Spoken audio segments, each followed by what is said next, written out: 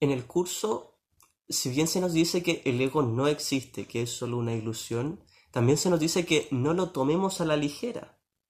¿Qué quiere decir esto? Que no es real, pero nosotros lo inventamos y para nosotros es real, a un nivel inconsciente. Al ego no hay que subestimarlo, porque el ego es puro odio, puro rencor, pura culpa, es ganas de matar. Eso es el ego. Nosotros somos el ego cuando nos identificamos con él, pero el ego no es real. Ahora, cuando estamos en nuestra mente tomadora de decisiones, recordemos que todos tenemos un ego, que es la mente errada o la mente que cree estar separada de Dios y de sus hermanos.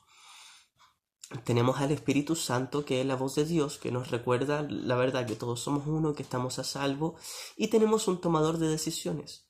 En esto todos somos iguales, todos tenemos un ego, todos tenemos la voz de Dios y todos tenemos un yo tomador de decisiones.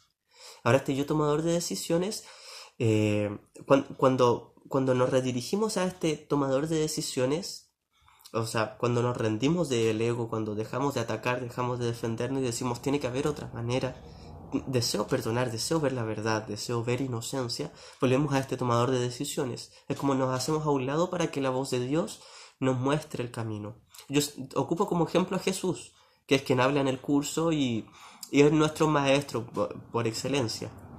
Aunque todos somos Jesús, en el Cristo, todos somos el Cristo. Este símbolo de la voz de Dios nos va a redirigir inmediatamente a nuestro estado natural de paz. Pero ¿cómo hacerlo?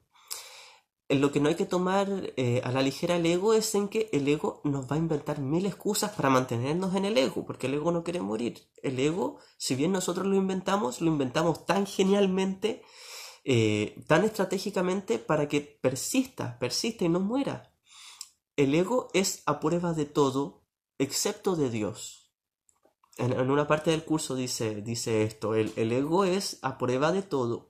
O sea que tiene mil estrategias sofisticadas para convencerte de que la separación es real y que afuera hay un culpable y que muy en el fondo tú eres el culpable. El ego nos tiene convencido de que esto es muy real y de que sí existe el pecado, que sí existen los malos, que todos son malos aquí y a veces son buenos y que todos estamos separados y que hay un Dios cruel que nos va a castigar. Todo este cuento se lo inventó el ego y nosotros le creemos. Ahora, ¿por qué no hay que tomarlo a la ligera? Porque cuando nosotros damos un paso atrás, tenemos miedo de cambiar de sistema de pensamiento, tenemos miedo de pasar del ego al Espíritu Santo. En uno de los primeros capítulos del curso se nos explica que tenemos miedo al cambio porque nuestra primera experiencia de cambio fue separación. Entonces a un nivel inconsciente creemos que si volvemos a cambiar nos vamos a separar más, vamos a quedar más solos. Entonces, si ya tenemos en cuenta que nuestro ego tiene este temor y nos damos cuenta de que, me doy cuenta de que yo mismo tengo ese temor a hacer un cambio, a abandonar mi ego, es ahí cuando veo el ego de la mano de Jesús o de la mano del Espíritu Santo y digo, qué locura, qué estupidez, esto no puede ser real, si yo soy el Hijo de Dios, estoy a salvo de todo. Ahora, mi ego no se lo cree y yo identificado con el ego no me lo creo. Si soy consciente de que yo no quiero creer la verdad, pero que sí existe esa verdad, tiene que existir. Tiene que existir un Dios de amor, tiene que existir una manera en que estemos a salvo, en que vivamos en paz. Tiene que existir la tan renombrada paz interior o la paz de Dios. Y existe efectivamente cuando renunciamos al ego. Pero ¿cómo renunciar al ego si el ego nos tiene tan convencido de que el ego es real y que si lo abandonamos va a ser todo un desastre? Hay una parte en el curso donde Jesús nos dice, tú piensas que sin el ego todo sería caótico, mas yo te aseguro que sin el ego todo sería amor. Y es aquí cuando recordamos nuestro principal temor. No le tenemos miedo al ego, por algo seguimos en el ego. A lo que le tenemos miedo es al amor de Dios.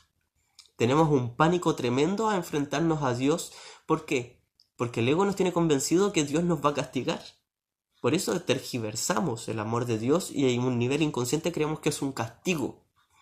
Entonces, si nos damos cuenta de todo este sistema de pensamiento del ego, de que nos tiene convencido de que Dios nos va a atacar y que el ego nos tiene a salvo, y nosotros no lo hemos creído todo este tiempo, es ahí cuando damos un paso atrás y comenzamos a cuestionar al ego, comenzamos a conocer al ego.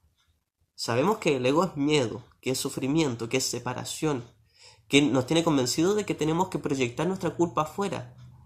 Para el ego le conviene mucho de que haya un malo allá afuera, porque, o sea, yo como ego me conviene que haya un malo afuera, ¿por qué?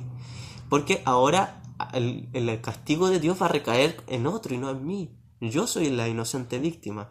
Al ego, por lo general pasan dos cosas aquí, por la necesidad del ego de que haya un culpable afuera. Una es porque o yo soy la inocente víctima y afuera hay un malo que es mi opresor, o la otra es que afuera hay un malo y yo soy el héroe, soy el bueno. Por lo general pasa que cuando vemos en las noticias que hay un violador, un asesino, que pasó esto y que esto otro, nuestro ego se satisface en eso. A pesar de que tenemos miedo y nos causa tempestad el ver esas noticias, a una parte de nuestro ego le satisface. ¿Por qué? Porque el ego se siente a salvo mientras haya un culpable afuera, se siente a salvo mientras haya un malo allá afuera, el villano. Él es el villano, el de la tele, el que violó, y yo soy el héroe porque no lo he hecho. Pero en verdad, muy en lo profundo, todavía me siento culpable. Culpable de haberme separado de Dios y que lo proyecto en mil formas distintas y quizás hasta en otra vida yo también violé a alguien y ahora mi ego me hace ocultarlo bajo esa capa de olvido y proyectarlo afuera. Y ahora veo que otra persona lo hace y mi ego se siente a salvo porque el de afuera es el malo. Y yo, que todavía me sentía culpable a un nivel inconsciente, me hago creer que ya no soy culpable. Lo cierto es que ni siquiera es real esa culpabilidad. Pero el ego busca proyectarla afuera, todo este cuento de la dinámica del ego.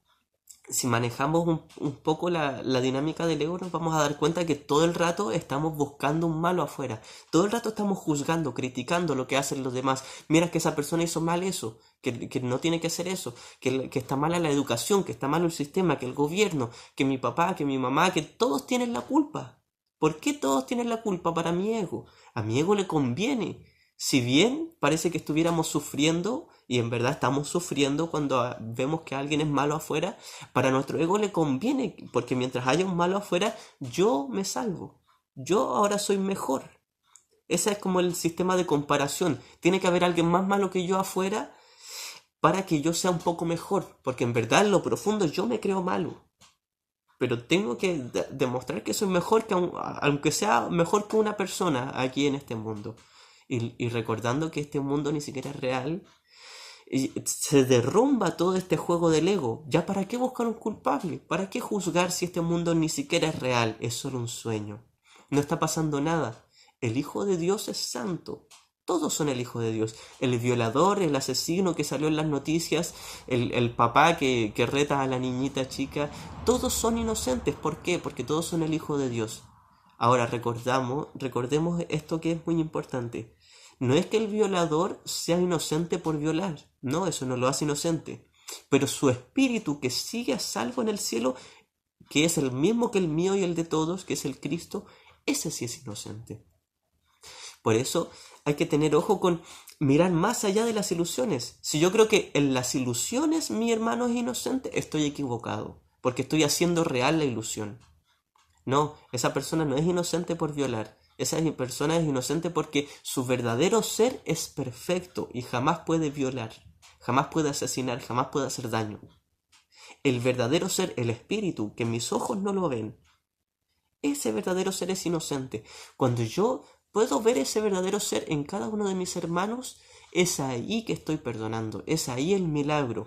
Cuando veo la devastación y le recuerdo a mi mente que lo que veo es falso, es solo un sueño, mi hermano no puede hacer eso, es el Santo Hijo de Dios, esto es solo una obra de teatro ficticia. Es ahí que estoy perdonando y es ahí el milagro. El milagro no cambia nada en este mundo, simplemente cambia mi percepción. Le recuerda a mi mente que esto es solo un sueño, que no está pasando nada. Ahora, a nivel práctico, si alguien necesita ayuda, se le ayuda. Si tenemos que hacer algo, tenemos una responsabilidad, la hacemos, está todo bien. Lo importante es, en mi mente, no olvidar que el Hijo de Dios es santo y que todos somos ese Hijo de Dios. Y donde está el Hijo está el Padre, o sea, por lo tanto, yo no voy a poder reconocer mi unidad con Dios hasta que no reconozca mi unidad con todos mis hermanos.